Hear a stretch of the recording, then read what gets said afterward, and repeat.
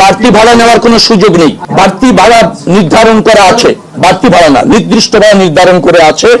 সেই নির্ধারিত ভাড়ার চেয়ে 1 টাকা বেশি নিলে আমাদেরকে জ্ঞাত করেন, তার দৃষ্টান্তমূলক শাস্তি হবে এবং তার নিয়ন্ত্রণ যে কোনো মূল্যে করা। হ্যাঁ করেছেন, মিটিং এ ছিলেন, এনশিওর করেছেন বিধায় তো পাশে রেখে বলছি, দূরে রেখে বলছি না তো। না যাচ্ছে বলছে, আপনি দেখেন নির্ধারণের ভাড়া বেশি নিচ্ছে কিনা, আপনি দৃষ্টান্ত দেন কোন বাসে নিচ্ছে। এসি বাসের মালিক এখানে বসে আছে, ওই মালিক সমিতির লোকরা বসে আছে। আপনি নির্দিষ্ট করে বলেন কোন কোন পরিবহন, কোন পরিবহন এখানে মালিকরা আছে। প্লিজ প্লিজ ভালোভাবে বলবেন, আমার কথা শুনুন আগে।